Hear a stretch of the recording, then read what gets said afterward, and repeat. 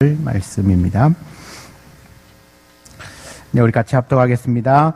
베드로는 아랫뜰에 있더니 대제사장의 여종 하나가 와서 베드로가 불 쬐고 있는 것을 보고 주목하여 이르되 너도 나사렛 예수와 함께 있었도다 하거늘 베드로가 부인하여 이르되 나는 내가 말하는 것이 무엇인지 알지도 못하고 깨닫지도 못하겠노라 하며 앞들로 나갈새 여종이 그를 보고 곁에 서 있는 자들에게 다시 이르되 이 사람은 그 도당이라 하되 또 부인하더라.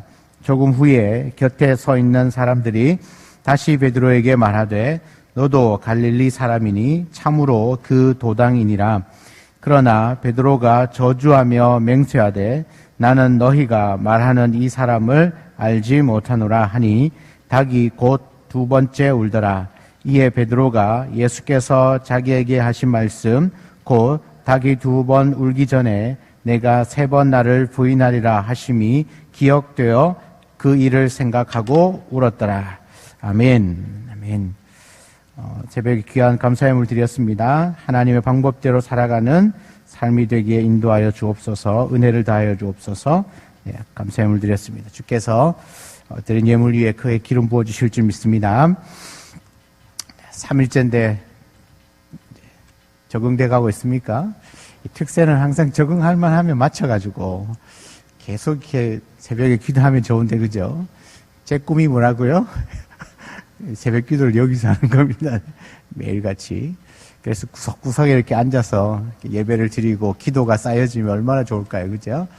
이게 우리가 퍼져서 예배할 때 예배를 하니까 저는 기대하는 게 여러분이 쭉 퍼져서 예배하면서 하나님 이 자리를 다 채워달라고 이렇게 기도하는 그런 기회가 되었으면 좋겠다 그런 생각을 합니다.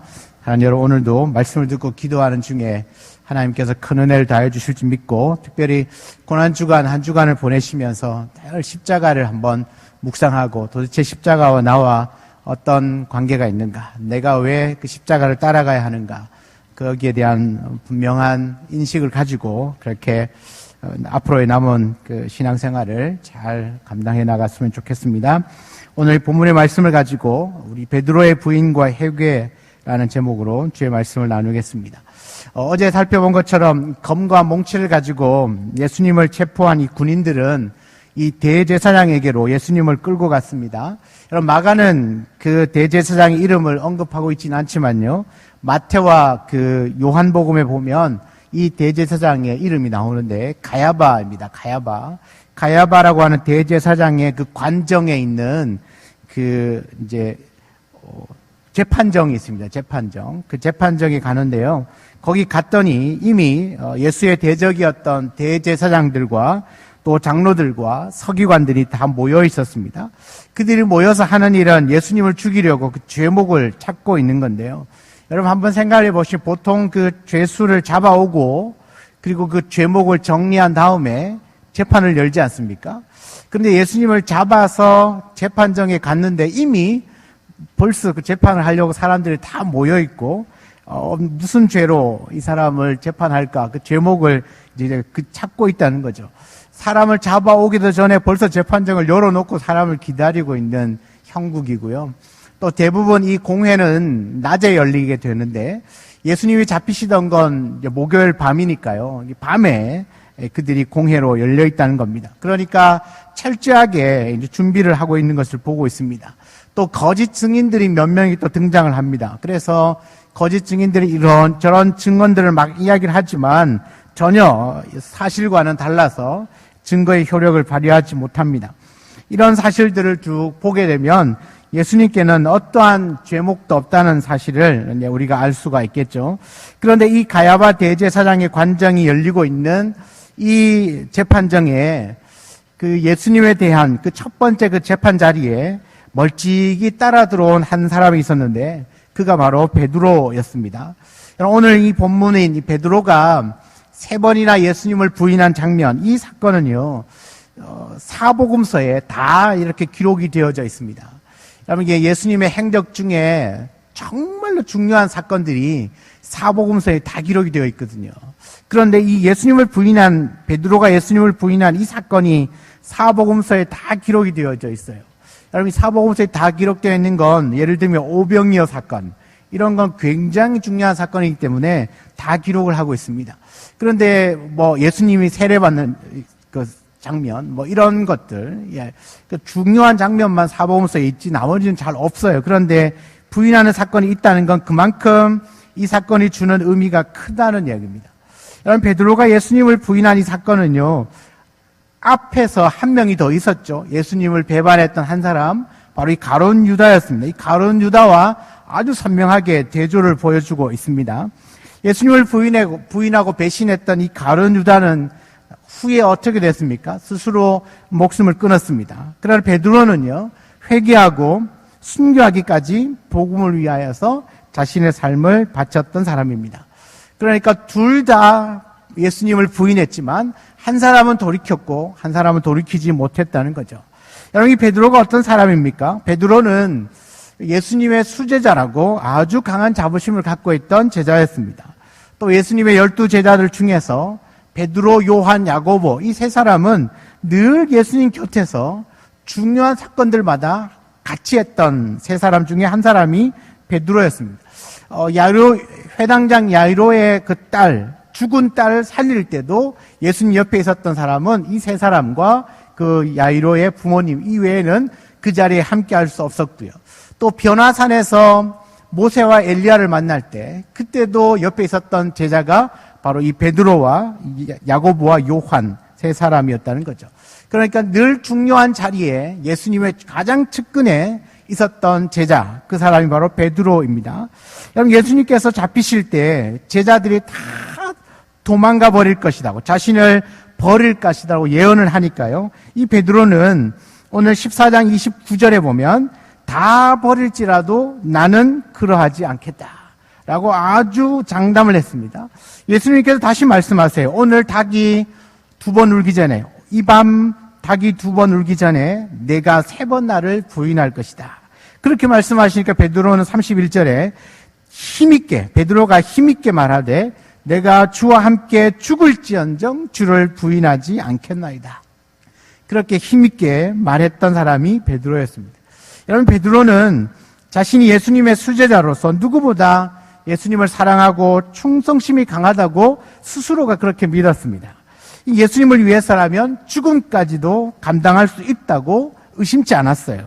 그러니까 스스로를 아주 믿었고 또 자신이 예수님을 따라가는 데 있어서 다른 사람 다 버려도 내가 죽을지언정 주님 부인하지 않겠다라고 호언장담을 했다는 거죠. 그만큼 자기가 주님을 따르는 것에 대해서 주님의 수제자라고 하는 것에 대해서 조금 더 의심하지 않았어요. 그런데 이 믿음이 정말 얼마 가지 못했습니다. 예수님이 예언하신 대로 닭이 2번 울었고 바로 그 닭 울음소리를 들었을 때 3번 부인하게 되는, 그래서 그의 정말 적나라하게 자신이 갖고 있던 확신과 믿음이 얼마나 아무것도 아니었는지를 바로 이제 보여주게 되는 사건이죠. 여러분, 대제사장의 요종 하나가요, 베드로를 향하여서 이렇게 얘기를 하죠. 이 사람도 그 도당이다. 이 말은 이 사람도 예수와 한패입니다. 그렇게 고자질을 한 거예요. 그러니까 베드로는 본능적으로 부인을 하기 시작합니다. 어쩌면 자기도 잡혀서 죽을지도 모른다는 두려움 때문에 그랬을 수도 있겠죠. 베드로는 이렇게 얘기를 해요. 68절에 내가 말하는 것이 무엇인지 알지 못하고 깨닫지도 못하겠노라. 부인하는 겁니다. 이 말은요, 나는 예수를 전혀 알지도 못하고 나는 예수와 상관이 없다. 그 이야기예요. 나는 예수와 상관이 없다. 부인하는 거죠.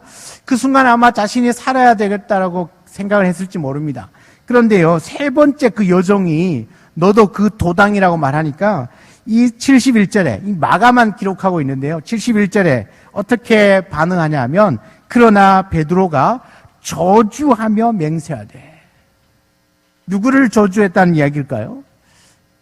그렇죠. 예수님을 저주했다는 이야기죠. 그는 예수님을 저주하면서까지, 맹세하면서까지 예수님을 부인하는 겁니다. 여러분, 가장 강하게 다른 사람은 몰라도 저는 절대로 주님 부인하지 않습니다라고 말했던 사람인데 그 베드로가 뭐죠? 아주 강하게 저주하며 맹세하면서까지 예수님을 부인했다는 거죠. 여러분, 그 3번째 부인을 하고 나자 이 베드로를 완전히 KO 시켜버리는 한 소리가 들립니다. 그 소리가 뭐죠? 72절에 닭이 곧 두 번째 울더라. 여러분, 베드로는 이 닭 울음 소리를 듣자 예수님께서 자기에게 했던 말씀이 생각났어요. 72절에 닭이 두 번 울기 전에 내가 세 번 나를 부인하리라. 이 주님의 말씀이 생각난 것입니다. 닭이 두 번째 울었고 예수님의 말씀이 생각나니까 베드로가 드디어 자신이 무슨 짓을 했는지 깨닫게 되는 거죠. 그리고는 울음을 터뜨릴 수밖에 없었습니다.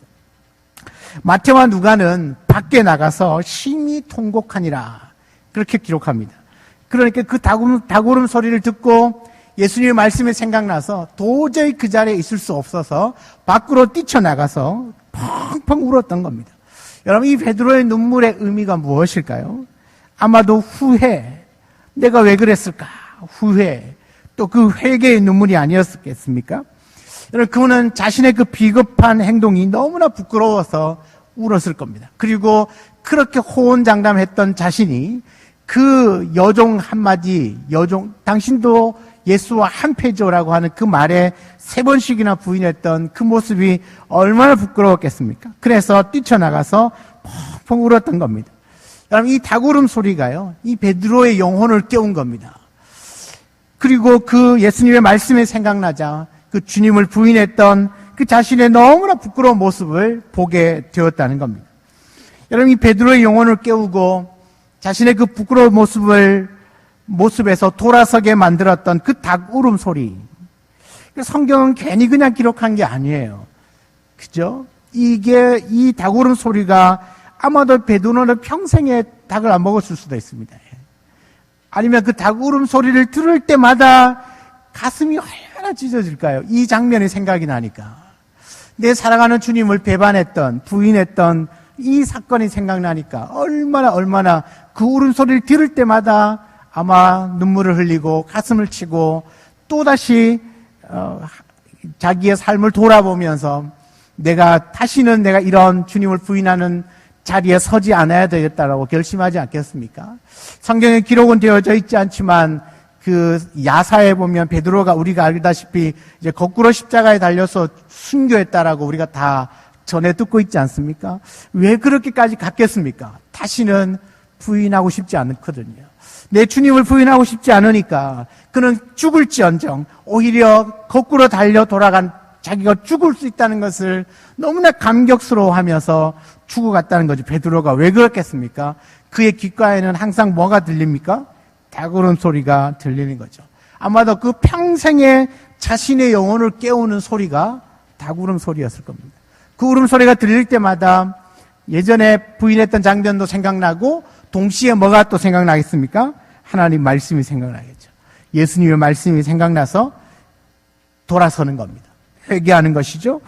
바로 이것이 이 베드로의 영혼에는 자명종과 같은 겁니다. 곁길로 갈 때마다 띠링띠링 요즘 이제 좋은 차를 타시면 차선을 이렇게 위반하면 경고음이 울린다면서요. 제 차는 안 울립니다, 참고로. 그리고 옆에 차가 가까이 붙어도 또 띠링띠링 이렇게 소리가 나대요. 예, 그런 것도 있고. 앞차와 간격이 너무 가까워도 자동으로 브레이크가 밟히고 이러대요. 그런 차들, 여러분 그런 차 타고 계시죠? 이게 뭡니까? 이게 경고음이 울리는 거잖아요. 경고음. 우리가 혹시나 곁길로 갔을 때 그런 경고음이 들린다면 여러분 참으로 행복한 사람입니다. 내가 정말 죄를 짓는데도 아무렇지도 않다면 이건 정말 다시 한번 내 신앙을 돌아봐야 되고 내가 주님 말씀대로 은혜대로 살아가지 못하고 있는데 어느 날 띠링띠링 내 영혼을 깨우는 소리가 들리는 거죠. 나를 다시금 돌아보게 만들고 다시 하나님께로 나올 수 있도록 만드는 그 베드로에게 있어서 장명종과 같은 그 역할을 하는 것이 여러분에게 있다면 여러분 진짜 행복한 겁니다. 그리고 하나님의 충만한 은혜 안에 있는 겁니다. 그런데요, 모든 성도들에게 우리에게 이런 자명종 하나가 있어요. 뭘까요? 십자가입니다. 우리가 그 십자가를 바라볼 때마다 나의 모습이 다시 한번 보여지고 나의 죄된 모습이 보여지고 곁길로 가고 있는 내 모습이 보여지고 그래서 다시 돌이키게 만드는 것이 우리의 십자가입니다. 여러분, 우리가 그 십자가를 묵상할 때, 혹여나 내가 주의 말씀에 어긋난 것이 있는지, 아니면 내가 혹시나 영혼이 잠자고 있지는 않은지, 내가 이대로 만족하면서 그냥 죄에 묻혀서 세상에 묻혀서 살아가고 있지는 않은지, 그 내 자신을 돌아보고 너무 부끄러워서 내가 이렇게 살아서는 안 되겠다. 다시금 내가 주의 말씀 앞에 서야 하겠다라고 내 삶을 돌이키게 만드는 그게 무엇입니까? 십자가라는 겁니다. 사랑하는 여러분, 저와 여러분에도 그 십자가를 바라볼 때마다 예수님의 말씀이 생각나서 다시 돌이키게 만드는 그런 은혜가 있기를 주의 이름으로 축원합니다. 십자가를 볼 때마다 내 영혼이 깨어나서 그 주님의 말씀이 생각나서 다시 주 안에서 살아갈 수밖에 없도록 만들어주는 것. 그것이 저와 여러분의 십자가인 줄 믿습니다. 여러분, 예수님께서는 베드로가 3번 부인할 것을 예고하실 때 그때 이미 부인하고 난 이후에 그 해결책까지도 제시해 주셨어요. 그러니까 이 부인할 것을 이미 아시고 예언을 했잖아요. 그런데 그 예언을 끝난 게 아니라 그 이후의 삶까지도 말씀해 주셨다는 겁니다. 예수님은 베드로에게 이렇게 말씀하십니다. 누가복음 22장 31절과 32절이에요. 시몬아, 시몬아, 보라, 사탄이 너희를 밀가부르듯 하려고 요구하였으나 그러나 내가 너를 위하여 내 믿음이 떨어지지 않기를 기도하였노니 너는 돌이킨 후에 내 형제를 굳게 하라. 먼저 예수님은 베드로의 믿음이 떨어지지 않기를 위해 기도했다라고 말합니다. 비록 잠시 예수님을 부인할 수는 있어도 가룟 유다처럼 영원히 완전히 배신자로 서 있어서는 안 될 베드로였습니다. 그 사실을 알기 때문에 예수님이 누구를 위하여서 기도한다는 거죠? 베드로의 믿음이 떨어지지 않기 위하여 기도했고, 그럼에도 불구하고 그가 부인을 했잖아요. 그래서 예수님이 뭐라고 말합니까? 너는 비록 부인했지만 너는 돌이킨 후에 내 형제를 굳게 해라. 자신의 죄를 회개한 이후에 복음으로 교회를 세우라. 그런 뜻입니다. 복음으로 교회를 굳건하게 세우라. 그러니까 부인을 안 한다는 얘기가 아니라 부인을 할 수는 있다는 거예요. 네가 지금 연약하고 혹시나도 위협이나 두려움이나 그런 것 때문에 잠시 부인할 수는 있어도 영원히 너가 배반자로 남아서는 안 된다는 겁니다. 다시 돌이켜서 주의 교회를 든든하게 세우는 그 사명자의 길로 서라. 그렇게 말씀하고 있는 겁니다. 아마도 이 베드로가 자신의 그 연약한 실체를 깨닫고도 이 가룟 유다처럼 자살하거나 예수님을 떠나지 않고 진짜 하나님 나라와 복음을 위하여 살아갈 수 있었던 이유가 바로 이 주님의 말씀 때문이었다는 거죠. 이러면 이 주님께서 주시는 이 말씀은요, 바닥까지 떨어져 있는 그 베드로의 다시 그 영적 자존감들을 회복시켜주고 회개의 발걸음을 내딛도록 한 능력이 되었다는 겁니다. 결국은 베드로에게 말씀하신 그 예수님의 말씀이 진짜 온전하게 성취가 되어졌어요. 여러분, 베드로는 회개하고 난 이후에 그 초대교회인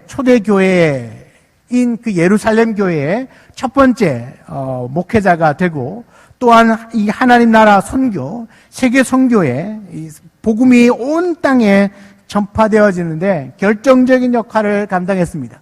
그리고 이 사도 바울이 복음 전도하고 전 세계를 돌아오고 난 다음에 그 이방인들이 예수를 믿고 구원받는 문제에 대해서 막 왈가불가할 때 그 예루살렘 공의회를 열어서 비록 이방인들을 하더라도 예수를 믿음으로 말미암아 구원을 얻는다라고 하는 굉장한 이 복음을 그 공의회에서 확정 지어 줌으로써 그 다음 바울이 2차, 3차, 4차 전도여행을 할 수 있는 계기를 마련해 준 것입니다.